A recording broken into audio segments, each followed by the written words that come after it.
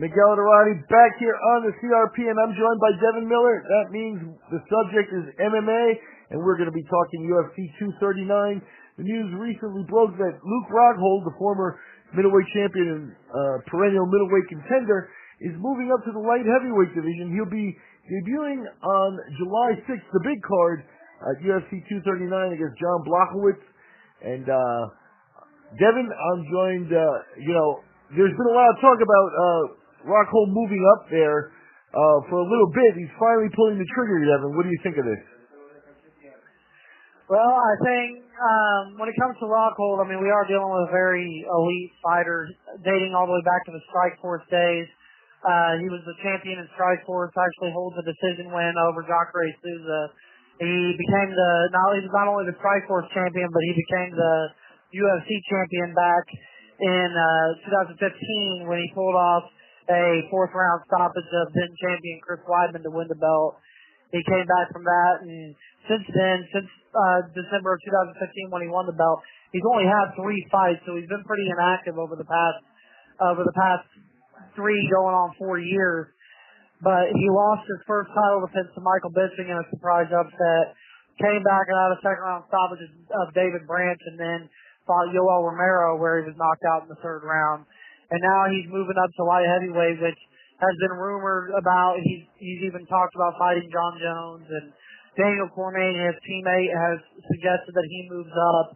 And he's had other teammates who are saying that he's going to be a lot better at light heavyweight. He is a very big fighter. He's 6'3". He has a 77-inch reach. There have been people that have said that he gets up to around 220 pounds. So cutting 35 pounds to make middleweight, that's a fight in and of itself for anybody who knows what these fighters go through to make weight sometimes. And we've seen this time and time again where here, especially over the past 5 or 6 years, notable examples being Robert Whitaker and Kelvin Gastelum and Anthony Smith, Paul Slatus, Rumble Johnson back in the day, of people actually going up in weight and doing better.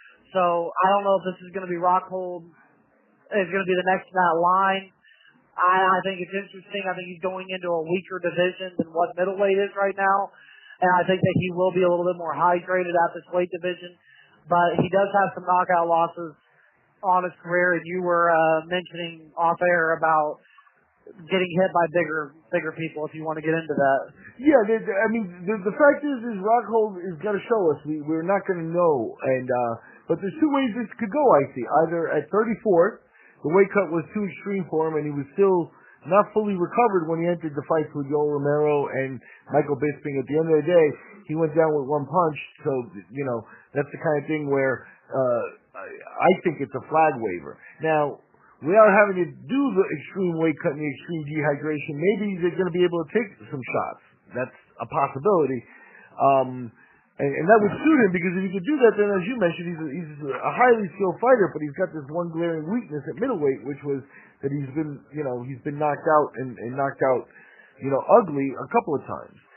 At 205, the risk is there that at the end of the day, you are getting hit by men 20 pounds bigger. So, Rockhold's going to have to answer that question. If the weight cut was the reason he was going out in fights because, the 24 hours is no longer enough time for him to recover, in his 30s, then that's open. Now, what does Jan Blachowicz bring to this fight? Because at 23 and 8, he looks like a solid veteran and stuff, but it does look like the kind of thing that when the odds open that Rockhold's going to be favored, don't you think?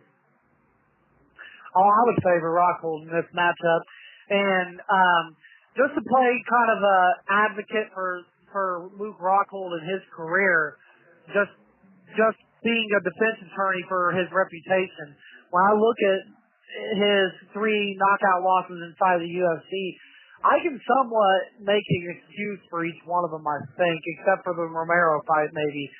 Because when I look at the Vitor loss, he fought the most extreme example of TRT Vitor in that fight. He fought Vitor Belfort when Vitor Belfort was spinning heel kick, knocking out everybody. He knocked out Michael Bisping. He landed that beautiful spinning heel kick to Rockhold, knocked him out. He was killing guys while he was just doped up on TRT.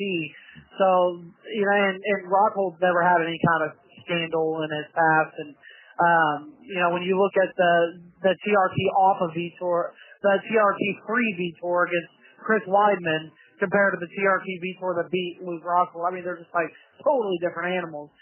And then when I look at the Michael Bisping fight, he actually had a win previously over Michael Bisping, and that was a super surprising. Nobody expected that. Bisping took that fight on like less than 2 weeks' notice as a last-second replacement. It was a surprising knockout, and a lot of people think that Rockhold just went in there very arrogant and overconfident, and it paid the price. And then when it comes to somebody like Yoel Romero, you're dealing with one of the scariest human beings that's ever laced on some MMA gloves and could beat and knock out anybody on any given night. So he's still a very elite fighter and has a solid reputation. I will say this, I think, like you said, I think he is the favorite against Jan Blachowicz, and Blachowicz is now, you know, he just, after that loss with Thiago Santos, which really was his moment to possibly be on a 5-fight winning streak and make a case for a title fight. And now that that's over, they're moving him, they're just throwing him in there with guys that I think they're just setting him up for failure, really, to be honest.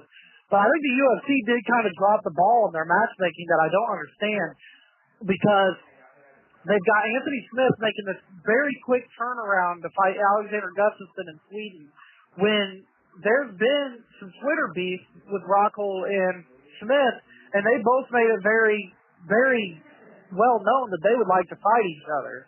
And me and you talked, when we talked about the Smith-Gustafsson fight, about how that's really a dead-end fight for both of those guys, because they both have just recently lost to Jon Jones, and it's unlikely, even with an impressive win in that fight by either one of those guys, that they're going to get some title contention fight. I think it would have been much more interesting and intriguing to just go ahead and push Johnny Walker in there with Alexander Gustafsson, see what he has in Sweden, and then they should have set up Anthony Smith and Rockhold as a little grudge match in July and given Smith a couple more months to rest. But they did what they did, and I don't really understand it, but it is what it is. Yep, it is something that Rockhold's fit in the 205-pound class, I think, is going to be just what you're talking about, where they're going to try to use him as a hitman and move him up quickly, you know. So I think in this particular case, they bring him in July on the big show, and that's a good way to get attention. And as you said, with Rockhold, you know, because of a little bit of attitude, a little bit of you know, superstar syndrome kind of thing, and you know, there's probably a good ego boost to fighting in July, and the likelihood that the Cormier-Lesnar fight will be there, and that's really going to be an attention-getting fight. That's the way to bring Rockhold back. The other matchups and stuff, you know, they're interesting and stuff, but, you know, as you mentioned, Rockhold may not, you know, may not just take the fights into account. He may be looking at that whole package with his ego and that sort of stuff. Yeah, you're right, and I do agree that this fight with Blachowicz is the perfect fight for if he wins. He's going to be ranked in the top 10 just right off the bat, and then that sets up, you know, a big fight with, you know, maybe the Gus and Smith winner, or Dominic Reyes or Johnny Walker or somebody. But he's an interesting addition to this weight division, and I'm interested to see how he performs not cutting so much weight. And I don't expect his teammate Daniel Cormier, since you brought him up, to go back down to that weight class. I think he's set for heavyweight for his final few fights of his career. And I don't think that they'd be moving Rockhold up into this division, and I don't think he'd be calling out Jones if they weren't very confident in his skills as a fighter.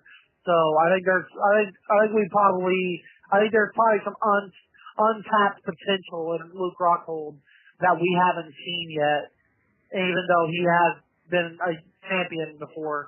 I think he might even be better than what we have seen, than what he's brought into the cage. So maybe a move to 205 will be a good thing to resurrect his career.